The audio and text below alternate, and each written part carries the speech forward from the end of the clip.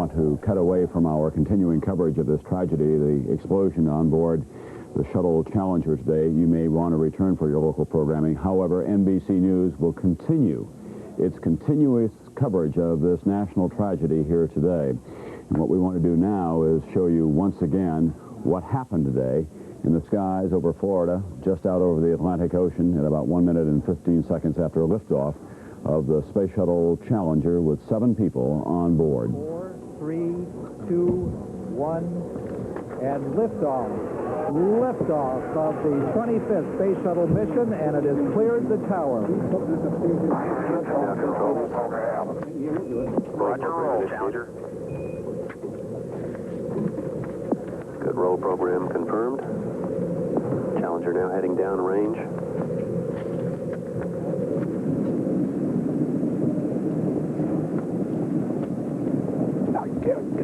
Engines beginning throttling down now at 94%. Normal throttles for most of the flight, 104%. We'll throttle down to 65% shortly. Engines at 65%, 3 engines running normally, 3 good fuel cells, 3 good APUs. Velocity 2,257 feet per second. Altitude 4.3 nautical miles. Downrange distance 3 nautical miles.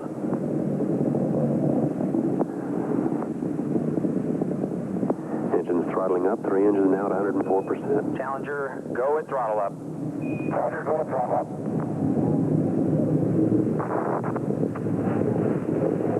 1 minute 15 seconds. Velocity 2,900 feet per second. Altitude 9 nautical miles. Downrange distance 7 nautical miles. Those are the parents, Ed and Grace Corrigan, the parents of Krista McAuliffe. It appears at this point they don't know what has happened, but others, of course, realize that something seriously has gone wrong.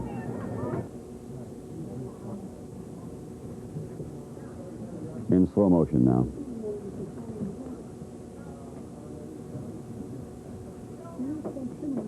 To my eye, at least, it appears that the entire external tank just came apart and became one gigantic fireball. It would have been, at that point, a bomb. To the right, you see the solid rocket booster peeling off. It appears as it was that big fuel tank that we see attached to it, the largest part of the shuttle program, that just seemed to come apart. And, of course, it is chock-a-block with volatile oxygen and hydrogen to fuel the main engines. The parents, Ed and Grace Corrigan, as they were watching that, didn't quite know what to believe as we looked at them. And, of course, this was their first launch, and as they looked at it, it appeared that there may have been a second booster going off one kind or another. But, unfortunately, that was not the case at all. In Concord, New Hampshire, where Krista McAuliffe was a school teacher, the entire community was involved, as you might expect. Her 3rd grade class was at Cape Canaveral today with a large banner watching that tragic scene. The banner said, "Go, Krista, go." And at a high school auditorium, there were about 1,500 students assembled so that they could watch on television. Here are the kids. 4, 3, 2, 1.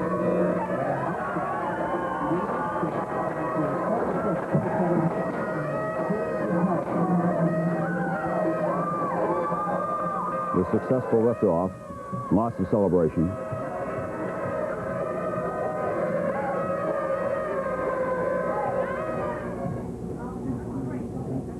But then something is wrong.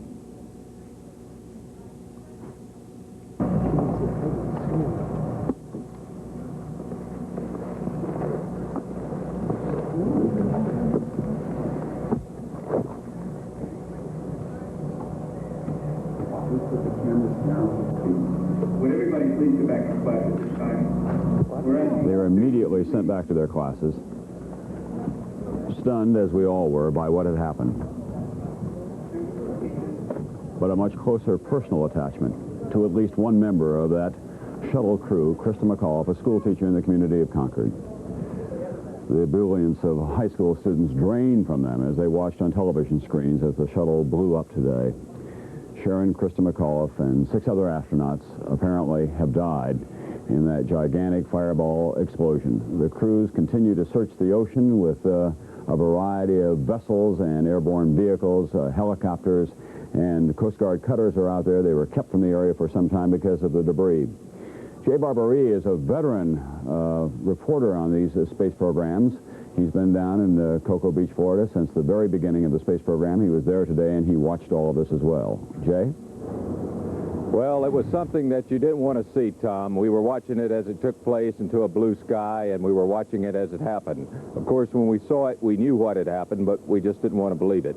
And now the recovery forces are hard at work 18 miles east of here, trying to find what is remaining, the remains, rather, of Challenger and the crew. Jay, no word whatsoever, I gather, from the NASA officials who are still assembled there. They're giving you no indication, and we expect, what, a press briefing in about 20 minutes or so? That's correct. We will have the top officials here, and at that time, we should know what has been taking place since the Challenger went down. But as now, there's only speculation and only looking at the videotapes, and we know the recovery crews are out there. What they've found, we do not know, but we should know shortly. What happened to Krista's husband and children and her parents? Do you know where were they taken?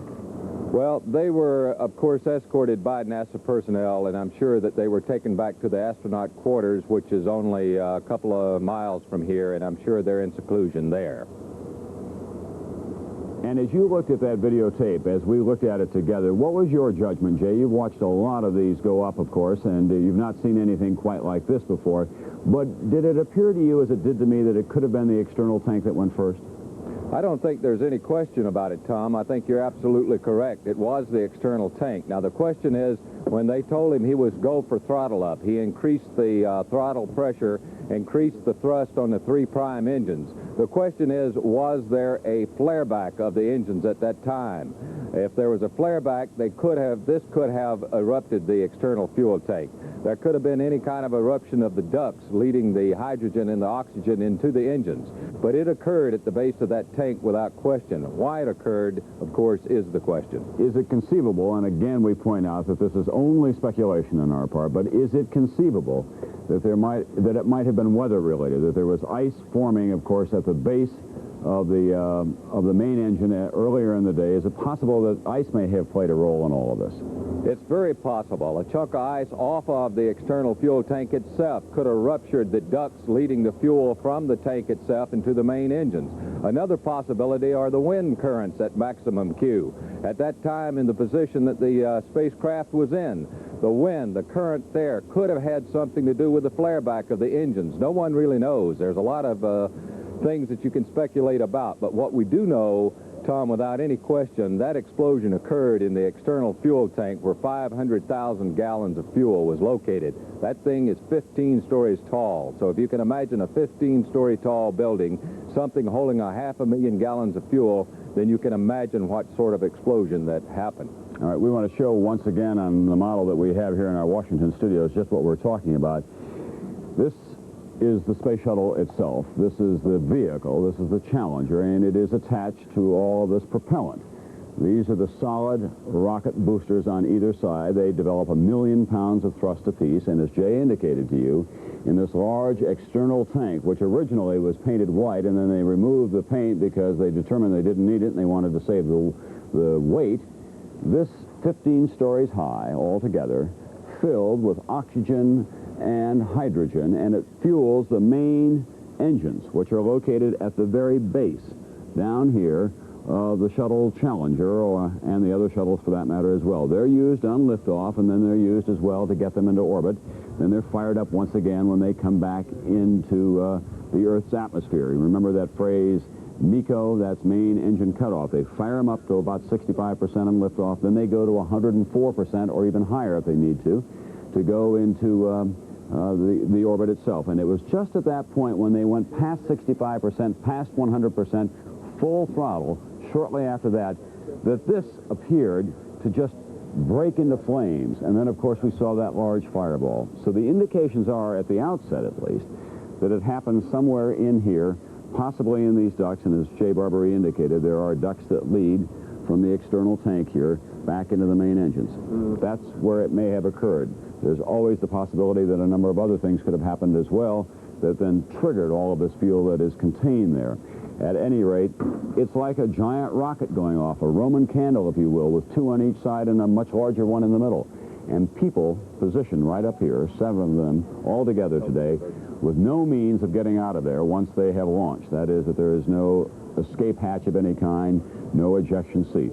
And based on what we saw today, there was very little to eject from, tragically enough. To remind you, in about 20 minutes, we expect to have a press briefing from the officials at NASA at the Kennedy Space Center at Cape Canaveral, Florida. We may know more then. Of course, they have a wide variety of data, telemetry of all kinds, signals coming in electronically and otherwise. They'll be looking at that and analyzing it if, in fact, they can. The entire country shocked by what we have witnessed here today. I'm sure that we're bound together in our common sympathy for the families of all the people who are involved. And there are grave political and economic questions raised as well. John Dancy is on Capitol Hill now, and he has the reaction of some of the principal players there. John? Tom, probably no program has enjoyed the kind of support that the space program has enjoyed throughout its history here. Through periods of budget austerity and financial crisis, the space program has continued to enjoy support from many members here. There is no indication that despite this tragedy today, it is going to have any less support. A number of members of Congress, both on the House and the Senate side, have been in the respective press galleries giving their reaction to what happened today. Let's start off with some of it. This was Congressman Manuel Lujan, who is chairman of the House Science and Technology Committee. He was with Dr. Graham, the NASA administrator, when it happened. We learned that there had been an explosion in the vehicle, and he said, "Oh my God, you know, what a terrible thing to happen," and was very visibly shaken and ran out of the office and went to his office. Well, it's very difficult for me to talk about it because these were my friends. Mike Smith, the pilot, was my mother hen the first month that I trained. They assigned him to me, go to my classes and help brief me. And I don't know of any time that I have been more shocked or more moved than when my first wife was killed in an automobile accident. And so it's been very, very difficult for me this morning. I don't think that it's time to start examining whether or not we continue with programs, but certainly, at least, we ought to take a deep breath and step back before we go ahead with any further manned flights. Let me be philosophical for a moment. I guess in our human existence there is triumph and there is tragedy. And man tries many things. And we advance as a whole human race because we succeed most of the time. We make advances, whether it's in space or engineering or health or medical things. Sometimes, though, we aren't perfect. And then there's a tragedy that brings us back to our own human frailties and our lack of perfection. And so that's the kind of a day we're faced with now. It's been an amazingly successful series of triumphs through the years. But it also is fraught with the possibility of tragedy, and that's what we came up against today. Tom, Senator Glenn and Senator Garn, the two senators who have flown in space, will be going with the Vice President in about 15 minutes from now, headed for Cape Canaveral to be there and to console the families who today were struck by this tragedy. Tom? John, I think that we'll also hear later this afternoon from Congressman Bill Nelson. It is in his district that the Kennedy Space Center is located, and he flew on the most recent of these space shuttle flights as well. We've not yet heard from him today, but are you hearing up there that we could very likely hear from him as well? Congressman Nelson has scheduled a press conference at about 4 o'clock this afternoon. He was on the most recent space flight, as a matter of fact. Came back from it very successfully, very much a booster of the space program, as are most members of Congress, Tom. It is a program that has really enjoyed tremendous success here, even back during the 60s when we were first trying to get to the moon. There was a lot of talk about we ought not to be doing this, we ought to be putting our money somewhere else. But in fact, Congress continued to support it and continues to support the shuttle program. There are, of course, some questions raised for members of the House Armed Services Committee and the Senate Armed Services Committee. They are going to question what all this means first for the military space program. The military had depended to a certain extent on the space shuttle to launch some military satellites. Of course, there were other expendable rockets that were used for that as well. So in the military, where you have had people who've questioned the value of the shuttle program all along, this is going to add fuel to that controversy. It seems to me that it also raises some questions about SDI, the Star Wars program. When Senator Lautenberg was up here today, he was talking about the fact that you're getting into areas of tremendous high tech here, where you're depending on technological feats which have never been accomplished before.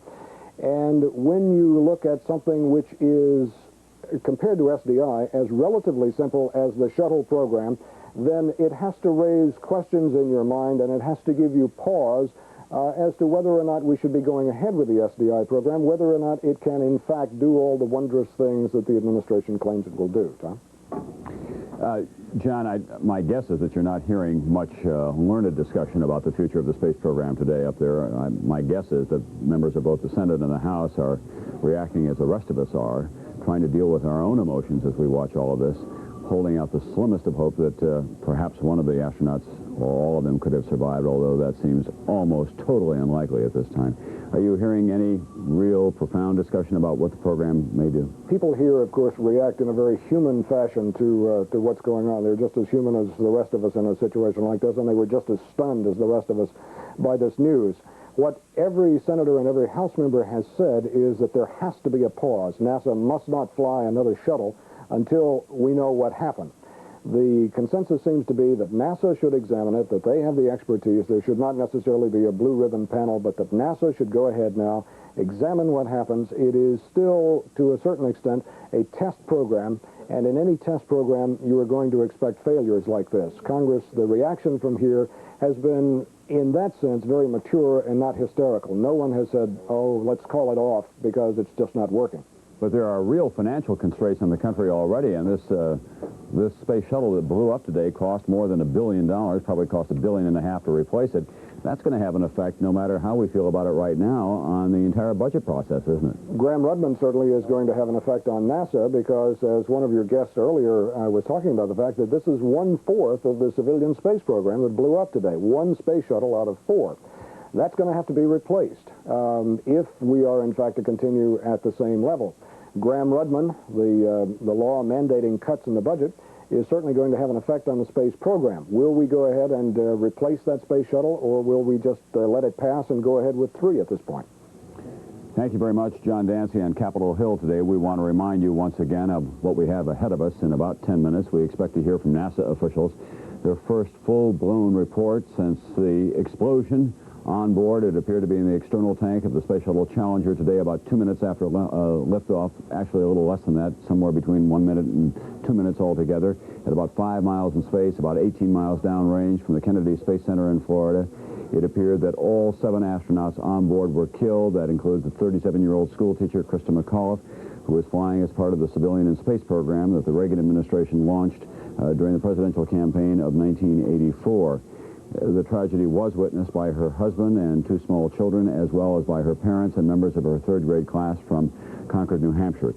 Tonight, President Reagan will make a special address to the American people directly from the Oval Office.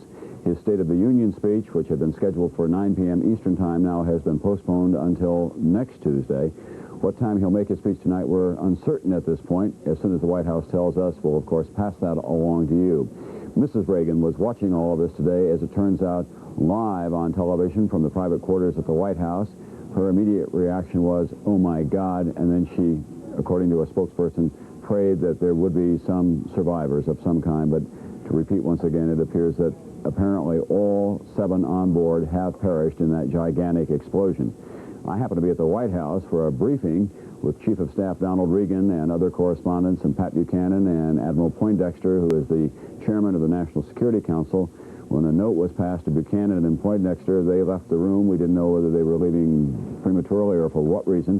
When suddenly someone came back in, handed down Reagan a note, and it said simply, the shuttle has blown up, details to follow. And he looked at us, and we were as stunned as he was. And then, of course, that briefing broke up. It was shortly after that that President Reagan, or about that time, that President Reagan was notified.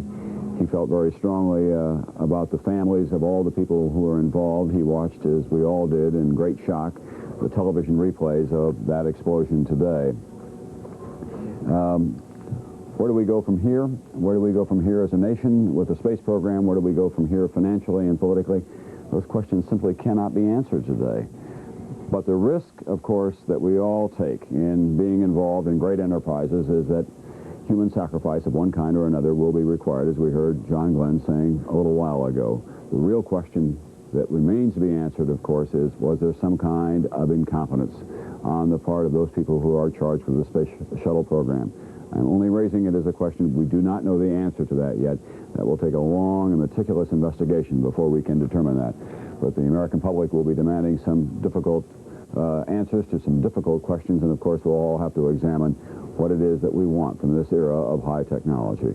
Dan Molina is at Houston. That's at the Johnson Space Center there, where he has been keeping track of what little they know at this time. Dan? Krista McCullough looks every inch an astronaut these days, and her crewmates treat her like one of the gang. This was a little trek up to break the sound barrier with Dick Scobie, her mission commander.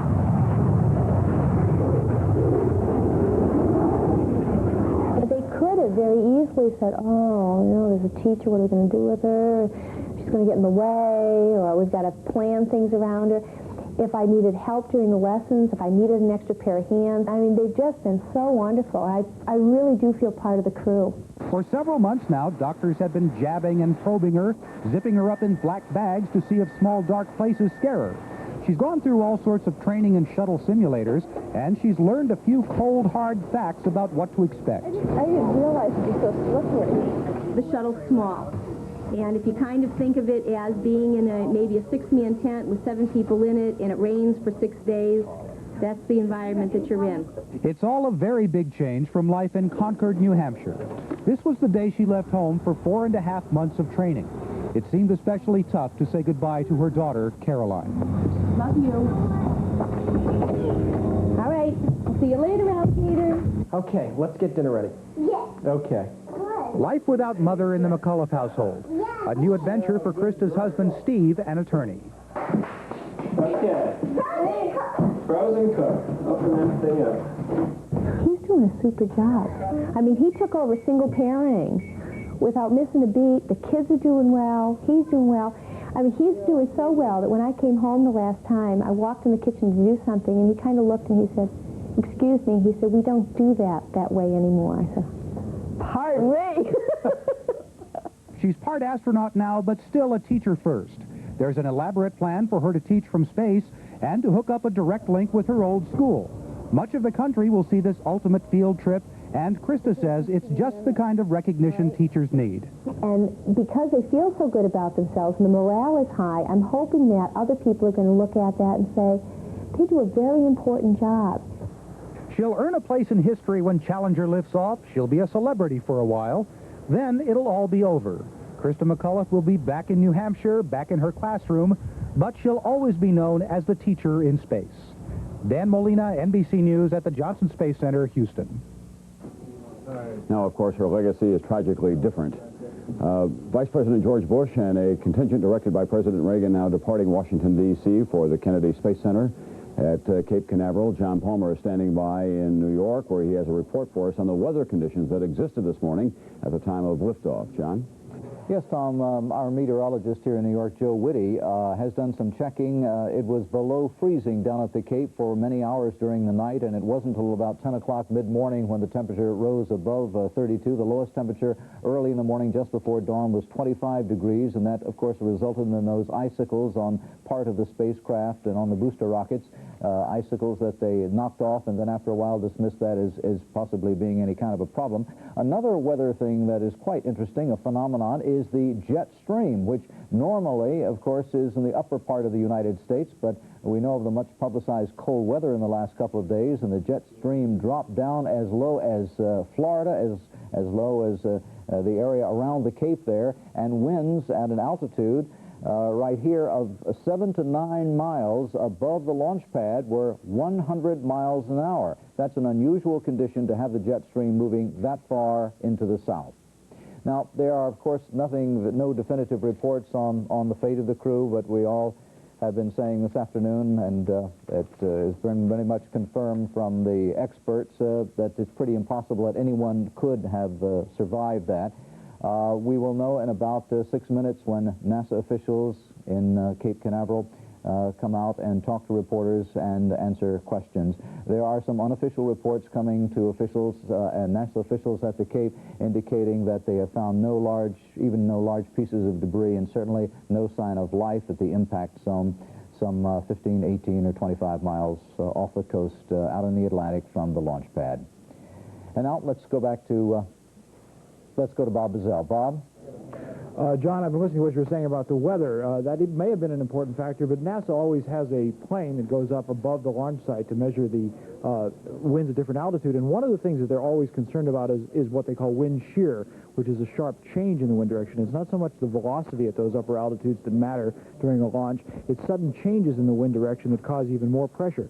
And has been pointed out many times this morning.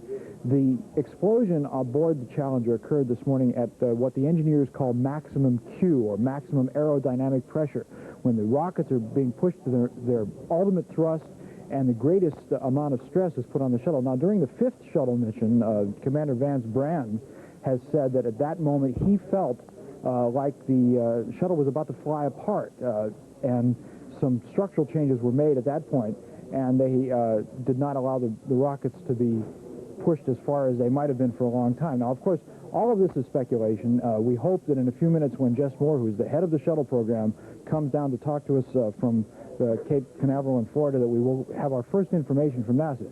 This is very important because as long as we continue to speculate. But looking at the tape, it does appear that it occurred at a time when Dick Scobie, the commander, pushed to maximum thrust. There was a physical event going on at that moment.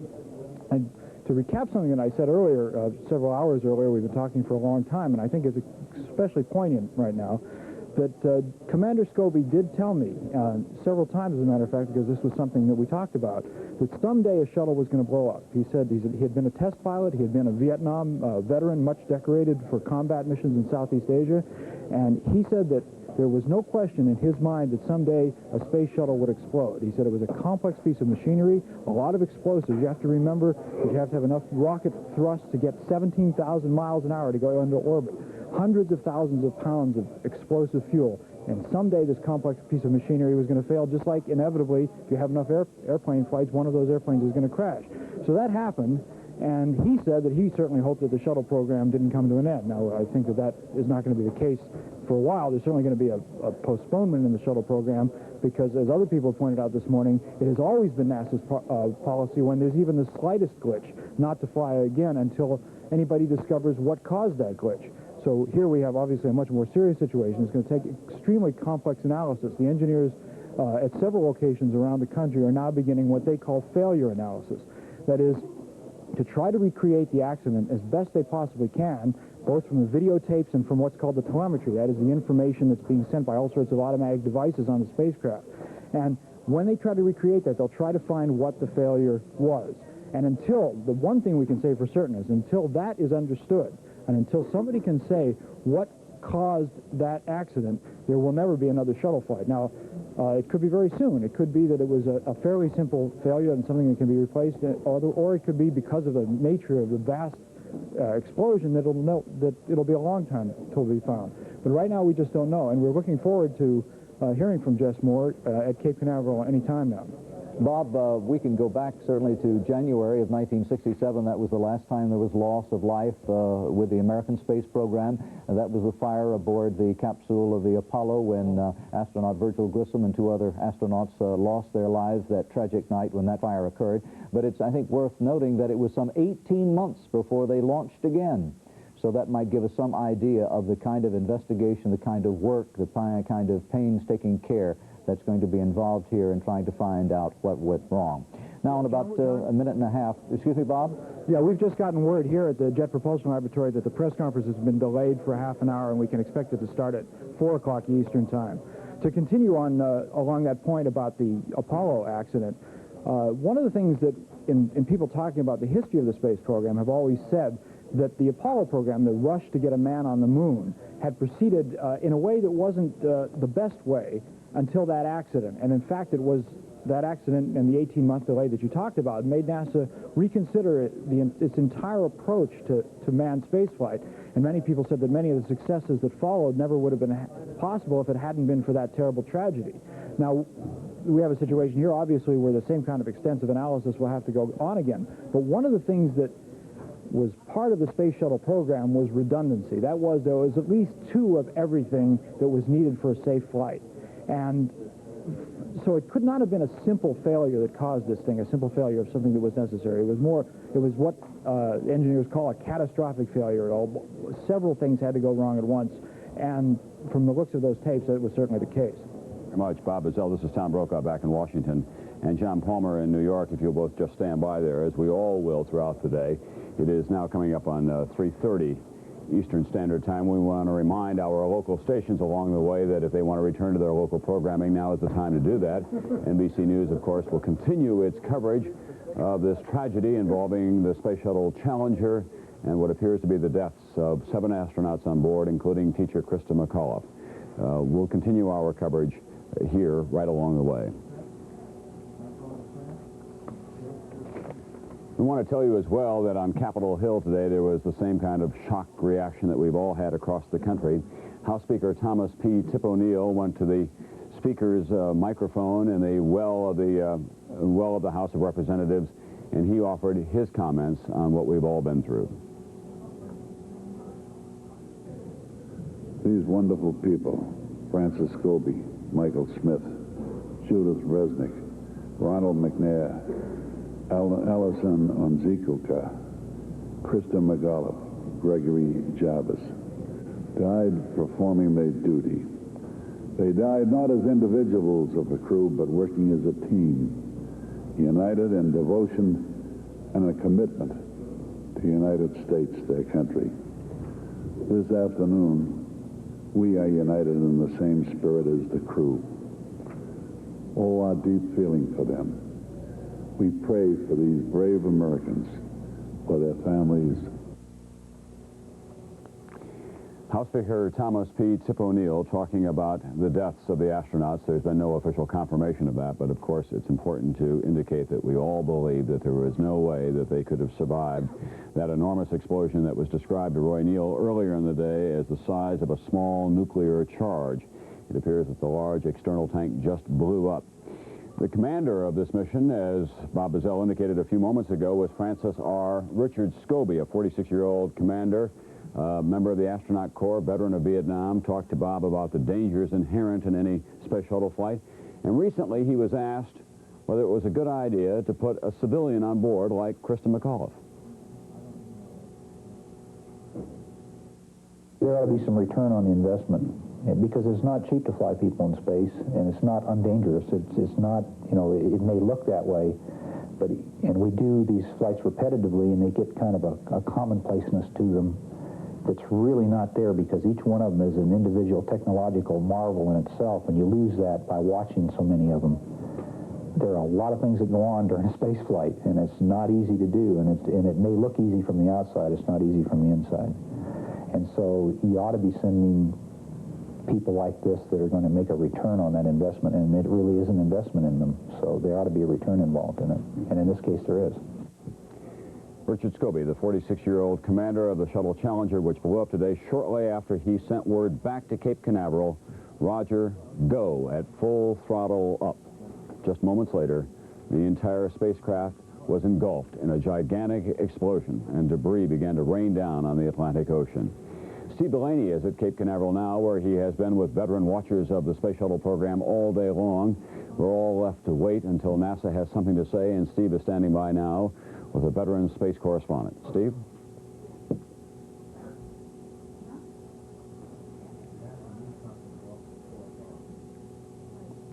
Apparently we are having audio difficulties once again from the Kennedy Space Center at Cape Canaveral, Florida. Steve Delaney is there. We'll ask him to stand by because we'll expect to go back to him before this half hour is out to bring you up to date in about 25 minutes. They've now moved it up a little bit. NASA does expect to have its first formal news conference on what happened today, if they know, in fact, at this point. There's been some indication from people who have been watching that the explosion was so complete that there may be no indication that we can make at this time of what caused the explosion itself. We want to show you, for those of you who are joining us along the way, just what happened as the word spreads across the country about the blow-up of the Space Shuttle program. I remember vividly that moment 19 years ago, of course, when there was the fire on the launch pad that caused the deaths of the 3 astronauts at that time in the Apollo program. They were such familiar names to us, and we had believed that this Right Stuff crew could only do right. But we learned that day that things could go wrong, as we have once again today. Here's what happened today. We have main engine start, 4, 3, 2, 1, and liftoff. Liftoff of the 25th Space Shuttle mission, and it has cleared the tower. Roger, roll, Challenger. Good roll program confirmed. Challenger now heading down range.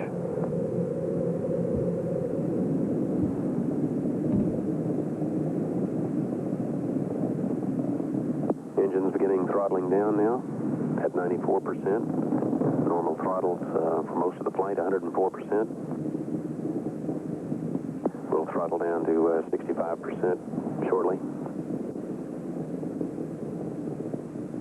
Engines at 65%, 3 engines running normally, 3 good fuel cells, 3 good APUs. Velocity 2,257 feet per second. Altitude 4.3 nautical miles. Downrange distance 3 nautical miles.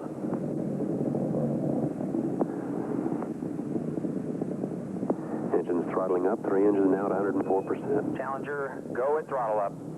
Challenger, go at throttle up. The last words. 1 minute 15 seconds. Velocity 2,900 feet per second. Altitude 9 nautical miles. Downrange distance 7 nautical miles. The NASA commentator continuing.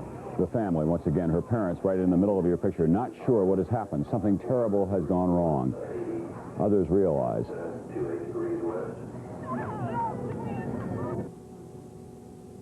In slow motion now.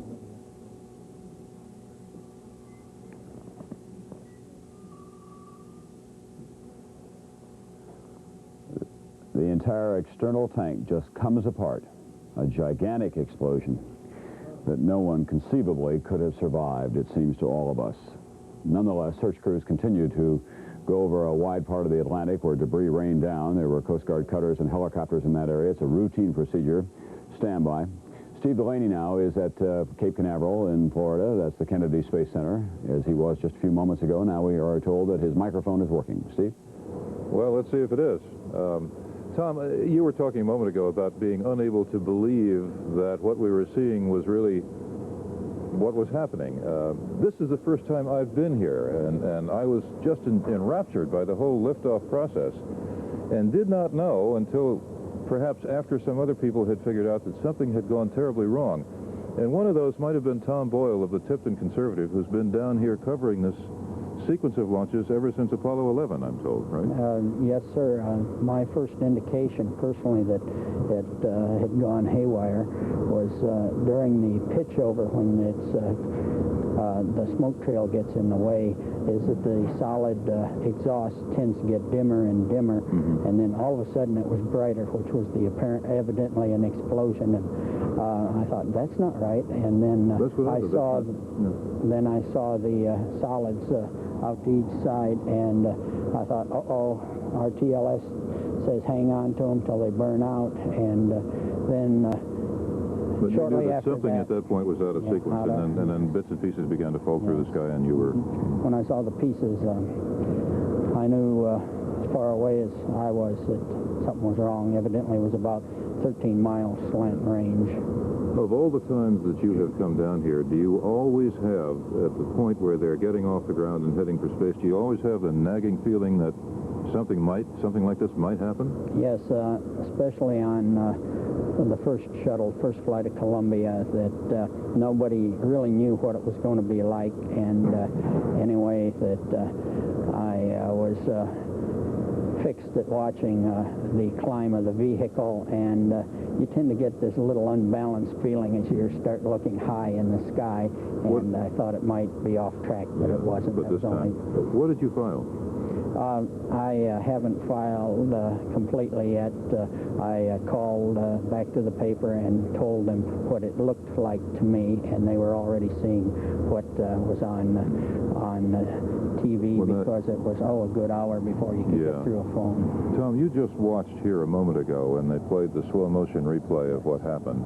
You hadn't seen that before. What did that sight do to you? Well, it confirmed to me that it wasn't the solids, that I could see something in there. I'd have to watch it one or two more times because also between the tank and the belly of the shuttle, you can sometimes see the forming of a condensation trail or a contrail like an airliner leaves, and it's just an instantaneous, intermittent thing.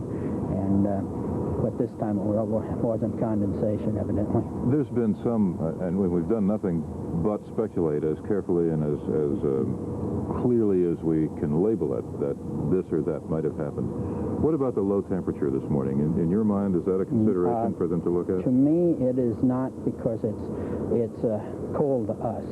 But you have to remember that liquid hydrogen's temperature approaches absolute zero. It's 400 and some degrees below zero Fahrenheit. So the difference between chilly and warm for us doesn't make that much difference. I would say not. However, I don't deal in cryogenics. You are dealing, in fact, so you are going to go to the news conference. And do you expect them to enlighten us much more than what we already know? Yes. Or is it too early? No, they will enlighten us more. They will have some empirical data about how high, how far, how fast, and what came down and what's out there looking. Everything except why, perhaps. Yes, sir. Well, that comes up in 20 minutes or so, and everybody here and everybody across the country will be following it with great care and interest, as this day, which was supposed to be the accomplishment of a lifetime for one school teacher from New Hampshire and 6 of her colleagues, turned into tragedy. Tom, that's about it from here right now. Thank you, Steve. And a member of those 6 colleagues, a regular member of the astronaut corps, was a woman by the name of Judy Resnick. She had a Ph.D. in electrical engineering from the University of Maryland. She was the second woman to go into space right after Sally Ride. She was a payload specialist, that is, that she worked in the back, and we're going to be hearing from her in a few moments. But there is this great irony, of course, that it was 19 years ago yesterday that the last deaths recorded in NASA occurred on the launch pad at the Kennedy Space Center at Cape Canaveral, Florida. That was Apollo 1. They were running some tests at the time, and here are the astronauts who were involved. They were led by Virgil Gus Grissom. It was Lieutenant Colonel Ed White, of course, and Roger Chaffee. And they were taken out and put in the capsule aboard the big Apollo 1 rocket, the Saturn rocket. And it was there that a flash fire occurred, and they were unable to get out, and they were all killed. The burned capsule. We were stunned by that one as well, I remember vividly, because once again, the can-do attitude of NASA left us all with the impression that nothing really could go wrong, that these experts who know things right down to the last digit point, one kind or another, had it all figured out. Well, we learned then that there can be tragedies involved in the space program, but it's been now almost 20 years, actually, since there's been another death. And today, apparently, we've had 7 of them, including a school teacher from Concord, New Hampshire, and Judy Resnick, a woman member of the astronaut corps who talked recently with Dan Molina about the presence of Krista McAuliffe on board this flight. McAuliffe going up is, of course, a major step in the space program. What are your general feelings, individually, about the citizen participant program? I'm sure you think it's a good idea, but can you tell me why? Well, the Space Shuttle is a national resource, and we career astronauts do the things that we're supposed to do to carry a mission out, to deploy payloads, to retrieve them, to operate experiments. And when we come back, we talk to the public a little bit about what we did, but then we have to go on and train for other missions because that's our goal in life. In the case of Krista or of a participant, she will get an opportunity to participate, obviously, and to see what goes on in the space shuttle, to be a member of the team, and then she can come back and devote some time to talking to people about what it is that we do more broadly. I think it's a complement to what we do as opposed to a replacement for the astronauts talking. I think she can enhance and highlight what it is that we have to say to the public about what we do, and bring home a little bit more how important it is, the types of things that we're doing and how they will benefit people back on Earth. What's it been like having her train with you folks? Has it been smooth, and perhaps has her participation given you any fresh perspectives on yourself? Have her observations, or the fact that she's a total novice at all this, has it been of interest to you for any particular reason, any incidents perhaps that have come up? Krista has been training with us since September, which is a little bit longer than we normally do for other payload specialists who may have some more scientific or space-oriented background. And she has not only developed her own set of procedures that she's going to be doing in space, she has participated in our training to understand what it is we're doing, when we're doing things, how we're doing things, what the environment's going to be like, and she has fit in very well as a member of the team. I think she's going to be very helpful to us. We're hopefully going to be helpful to her, that we can work together to get all of our objectives done in a timely fashion. And I think that we couldn't have picked a better person to do the job. Oh, that's very good. Have there been any particular incidents that have stuck in your mind? Anything that's happened that pointed out the fact that here's a teacher and we're astronauts? Has there been a big distinction between her as somebody from the outside and you folks as people on the inside? Krista came into this program knowing very little about how we do things on the space shuttle, other than what she had learned from being a member of the public who isn't involved in space. And she has come a very long way. She's very well versed on what it is we're doing, how the shuttle operates, what types of things it does, and I think she's become a student herself, so that she can then later become a teacher to her students. Yeah. Are you going to participate in any of that? All of us are going to be helping Krista with the things that she's doing, because it's a pretty well choreographed team effort. Mm-hmm. What do you look forward to next, Dr. Resnick? This will be your second shuttle flight. What are your personal ambitions at this point? Well, this is my second flight, and I'm looking forward to having a third flight right now. Mm-hmm. That's a short-term goal, and as a long-term goal, I'd like to stay with the space program as long as they want me as an astronaut if I can, and if not, I'd like to stay in some other capacity, because I think it's very important. Judy Resnick, PhD in electrical engineering. She was a friend of mine. I do not hesitate to tell you. I met her on the launch of the first shuttle when she was our mission expert commentator. We maintained a kidding relationship over the years. We once had a bet that I will say to you candidly involved a six-pack of beer on the launch of a shuttle. She won the bet, and I sent it to her enveloped in a dozen long-stem red roses. And she called me and said, "Brokaw, I like the six-pack better than I did the roses." A lot of mischief beneath that serious demeanor. Great loss to her family, of course, and a great loss to the astronaut corps. Judith Resnick. Bill Nelson, a congressman from Florida, was involved in the last shuttle mission. He's on Capitol Hill now, where he's meeting with reporters.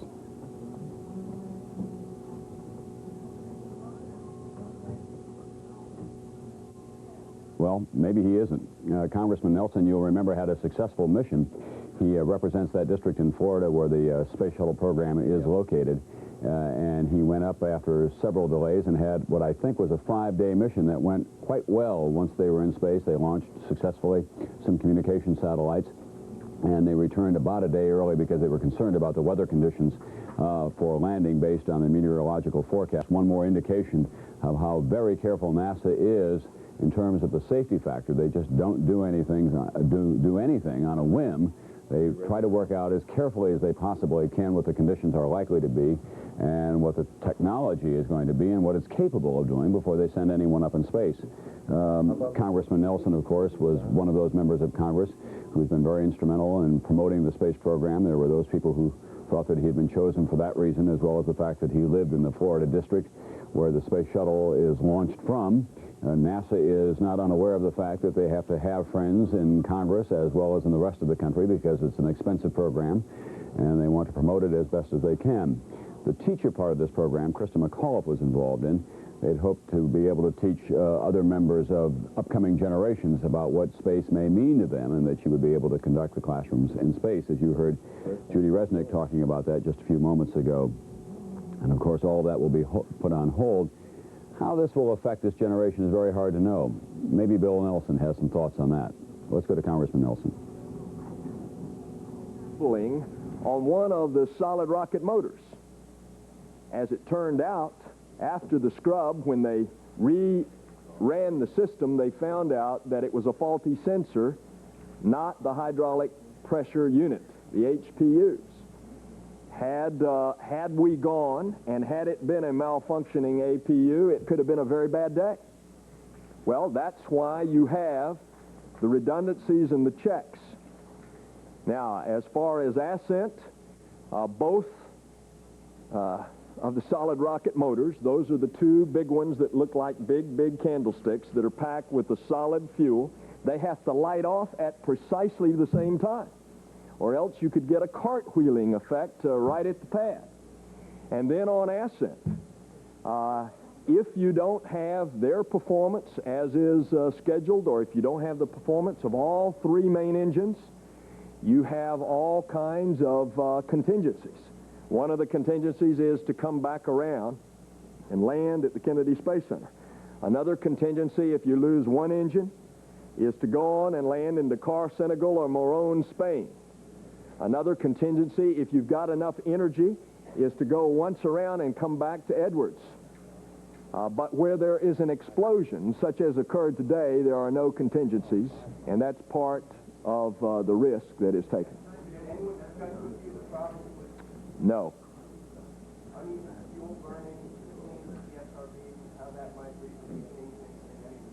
I couldn't hear you. Is it possible that did anyone discuss with you any of the dangers attendant upon uneven fuel burning, change of the SRBs, that sort of thing, like they would work? No. As our professional Congressman Bill Nelson of Florida, who just recently completed a successful mission talking about the escape and emergency procedures that are built into any shuttle launch program. And of course, he concluded by saying, when you have an explosion of the magnitude that we had today, there's nothing that you can do. Roy Neal remembers the investigation that followed the fire on the pad on Saturn I back in 1967, I guess it was, Roy, 19 years ago yesterday. What do you remember about the investigation and what NASA was able to learn? Well, I remember this, Tom. It was a very long time ago, but the Apollo 1 fire brought to the attention of the nation the fact that they had a space program that was, if you will, based on feet of clay. As a result, they conducted the most sweeping investigation in the history of United States technology.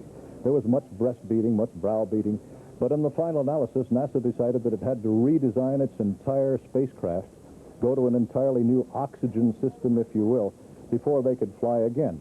I'm not suggesting that this may take a total redesign of the space shuttle. There have been too many successful flights to date. But what I am suggesting is that right now, a NASA team, probably what they call a blue ribbon panel, but in this case with the top engineers, the top scientists that NASA can command, is being put together. We may even hear some announcement of that when NASA comes to the fore with a news conference now expectable in just about 7 or 8 minutes. I wouldn't be at all surprised if they announce at that time that a committee has been named by NASA from within itself to conduct an equally sweeping investigation.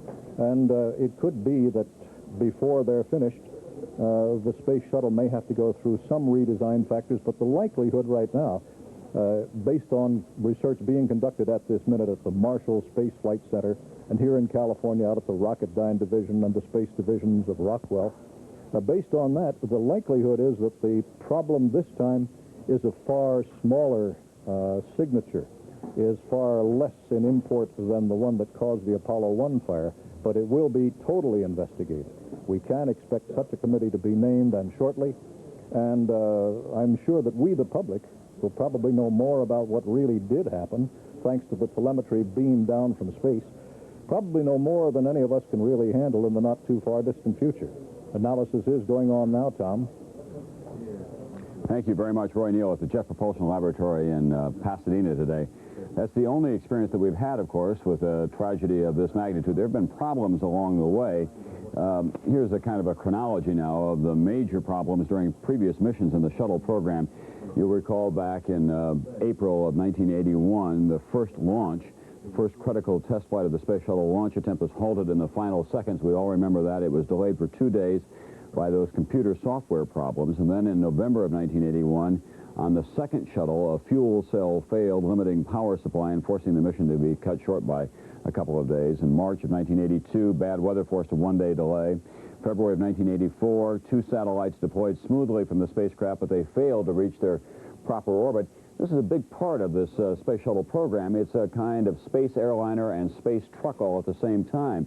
What NASA is doing is carrying into space private enterprise, in effect, launching satellites for companies like RCA, for example, also conducting some pharmaceutical experiments for pharmaceutical companies in the weightless environment that exists up there. What they hope to do is to have a kind of synergy, if you will, between the federal government and the space program and private enterprise. They expected that the shuttle program would pay its own way, that you would hire the shuttle so that you could carry out these experiments, and they had hoped by now to be having a launch a week. Well, of course, that was cut way back. They expected maybe they could have at least 15 launches in this year, and that was quite ambitious. And that is unrealistic at this time. There's some question about whether we'll have any more launches for the balance of this year because of the nature of the investigation that will be required. We want to show you some of the training films of the crew that was involved in this shuttle Challenger launch today. What astronauts go through. A lot of people think it's a pretty glamorous business. You sit around in the pilot's lounge until it's time to strap up and then take off. Well, it's not that at all. It's a rigorous, demanding profession that involves a lot of the sciences, physics and otherwise, and also it's a demanding physical regimen. That is that they put in long days going through the various procedures. There's Krista McAuliffe, who was the school teacher. She was on a consolidated program, of course, preparing for this flight. Most NASA officials said, look, if you're in pretty good physical condition and you're generally alert, you can get through this all right. Is this brown or black? This brown. It's brown. This is your stuff. Ellison Onizuka, who was there with her, as you can see in the background, the first Japanese-American to go up. He doesn't know what that's. He was scheduled to launch in '84, but he couldn't do that then. That's Judy Resnick that we just heard from her, looking very serious. But as I say, there was that mischievous side to her as well.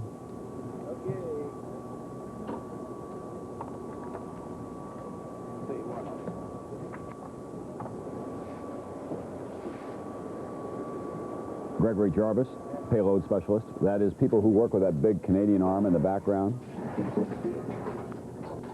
Now they're gearing up.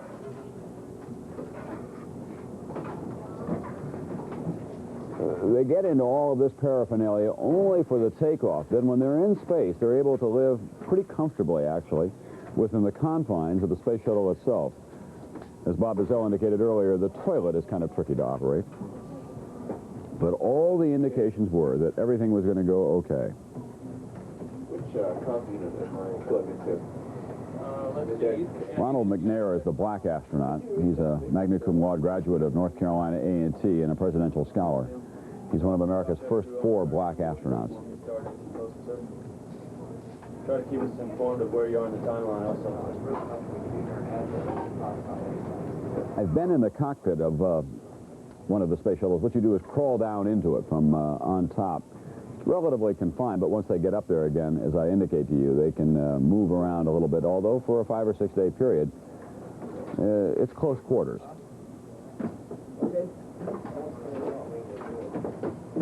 That is Krista McAuliffe, who's in the foreground here. And I think Gregory Jarvis, who is seated beside her. It's got that little drawstring so you can tie it off. Would you like one? Do you have an extra? Yes, I do. Oh. Teachers are always prepared. Thank you.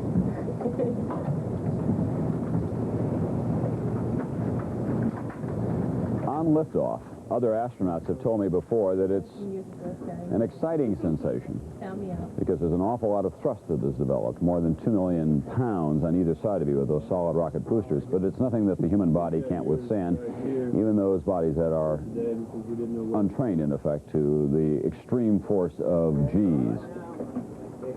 There you can see how close the quarters are. And that's where they were strapped in today, still in place. When the explosion occurred, that it appears to all who have looked at it, killed them all.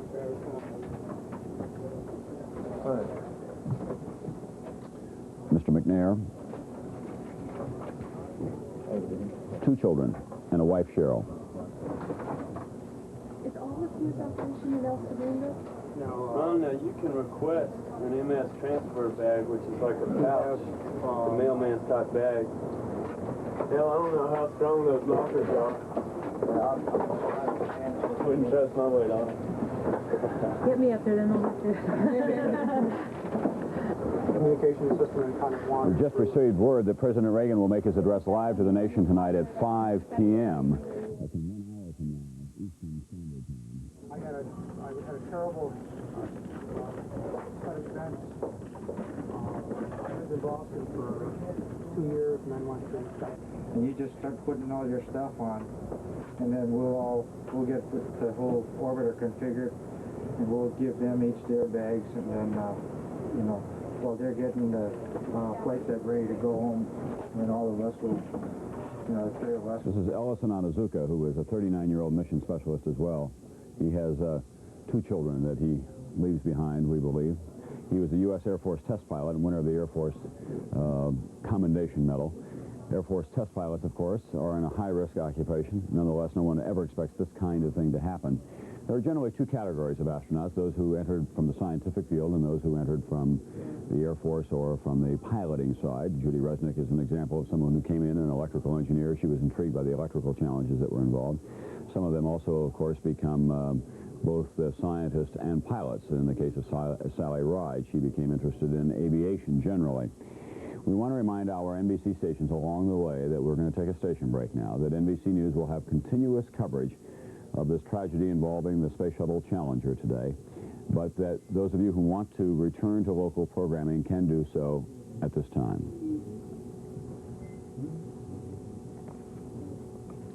Dan Molina now is at the Johnson Space Center in Houston, Texas. Dan? Tom, we, like everyone else at this point, are waiting for Jess Moore, the Associate Administrator of NASA, who is responsible for the Space Shuttle program, to address us all at a news conference to be held at the Kennedy Space Center. They will, of course, try to tell us what they know at this point. Whatever they know, they are getting from the telemetry data, which was coming down all the time. During the launch of the Space Shuttle, there's a constant flow of data to the Mission Control Center here at the Johnson Space Center. That, of course, has been analyzed over the last couple of hours to see what they can possibly learn from that. It's not at all certain, as we were saying earlier, that they will ever be able to determine exactly what went wrong, but there is, again, the possibility that the telemetry will show them something. Then there are the incidental factors, the things that could have gone wrong that nobody expected. We were talking about the weather this morning, the ice. There was no indication from NASA this morning that they were ever concerned that the ice would do anything more than pose a threat to the heat protection tiles. They worry that if a shuttle takes off when it's icy cold and there's icicles on it, that one of those icicles might puncture or otherwise damage one of the heat protection tiles, and that would result in some sort of a hazard to re-entry. I was very taken with Jay Barbary's comment earlier on when he said, what about if one of those chunks of ice was to hit one of the lines that runs between the external tank and the orbiter itself? That does, of course, pose the possibility of rupturing one of those lines. The possibilities at this point are endless. We were saying earlier that I have spoken with Max Faget, the designer of the Space Shuttle, widely regarded as the father of the Space Shuttle. He was completely in the dark. He, of course, is watching as close as he can. Dr. Faget is retired from NASA, but he was watching from his office, and he said he has complained several times about any number of things that were involved in the design, but he said at this point there was nothing that we ever predicted could be that serious, that could result in a catastrophic failure. It's one of those things that you write off to possibility, but you can't speculate at this point how it could have happened. We have here a model of the Space Shuttle. For those of you who may not have seen it earlier, it's well at this point probably to review the major components of it. This is the large external tank, and as Tom has pointed out, this external tank contains fuel that amounts to making the shuttle a flying bomb when it goes up into space. On the outside are solid rocket boosters. Now, each of these solid rocket boosters develops a thrust of something like 2.9 million pounds. They separate from the shuttle as it gets to a certain point in the flight. At the point where the catastrophic explosion occurred this morning, they were about halfway to the point where these solid rocket boosters would normally have come off the side of the shuttle and then been picked up at sea and that is the normal, that's the normal procedure. The external tank goes up with the shuttle further on into space and disintegrates as it comes back down through the atmosphere. We were a little over a minute into the flight. We were at the point where they were approaching what's called max Q. That's the point of maximum dynamic pressure on the orbiter itself, created by the combination of the main engine thrust, 3 main engines down here. Each of them developed something like 375,000 pounds of thrust. That thrust is added to by the 2.9 million pounds that comes from each of the solid rocket boosters. We were approaching the point, as I say, where all of that creates the maximum pressure that is going to occur on the vehicle at any point. The order was given, you go to throttle up, to Dick Scobie, the mission commander, and at that point, the explosion occurred. Tom, I must say I was very, very taken by your reflections on Judy Resnick, and I got a chance to be around her a little bit, and I knew her to be the extraordinary person that you describe her to be. In addition to everything else, she was a concert pianist. Krista McCullough was somebody who I had a chance to be around at some length, and I could tell in being around her why they chose her. NASA was looking, when they selected their teacher, they were looking for somebody who would communicate that enthusiasm, who would be the kind of communicator. They were looking for a PR person to some degree, but they were also looking for somebody to generate the excitement of the fact that, yes, we are crossing over to a new age in space, and the space shuttle is the cutting edge of all of that technology. Our culture is changing to accommodate these changes in technology, and Krista McCullough was somebody who NASA chose to make that point to her students, to all students, and to the American people. She had that quality about her. She had that quality of enthusiasm, plus she had the can-do quality of an astronaut. She never got sick. They took her up several times in what they refer to as the vomit comet, for example. That's that KC-135 aircraft that goes up and does these loops in the sky that are designed to make you sick. They're designed to create that feeling of total, well, it creates weightlessness, but it's also designed to put the astronauts in a situation where they feel that sense of utter helplessness. They're floating around in space, and they often get sick. 50% of them, half of them who have gone up in space have gotten sick. Krista McCullough, through all of the training that she went through all of her rides on the Vomit Comet, never got sick. She had a hardiness to her and enthusiasm that showed all the way through all of her training. And she spoke very, very well about the way she was accepted into the program because of those qualities. She didn't try to impose herself. She didn't try to become a star, as she well could have done. And because of that, the astronauts viewed her as one of their own. Even though some of them had some misgivings about the Citizen in Space program, as you heard Deke Slayton say earlier, and Dick Scobie has said several times, that anybody who is going to go into space, any citizen participant, whether it's a teacher or the journalist that they were planning to take up, that person would have to have a reason for being there. They would have to have some good purpose, some return to the nation and to NASA for being up in space. I'm hearing something now coming over our NASA Select Circuit. You can keep them on until we get into question and answer. I'm hearing the preparations now for the news conference at the Kennedy Space Center in Florida. Right. Tom, it looks like that's coming on us imminently here. All right, Dan, thank you very much. Dan Molina, who has been following the space program for some time now for NBC News, from Houston and the Johnson Space Program. Across the country, of course, we're all bound together by our common feelings of this national tragedy. This is at Kennedy Space Center in Cape Canaveral, Florida. The flag already at half-staff. And the reaction of some people from around New York City. Solid booster rocket, that right at this point there could have been a tearing when the rocket went into great acceleration, its fastest point. But of course that alluded to this a few minutes ago when they went to full power at about 1.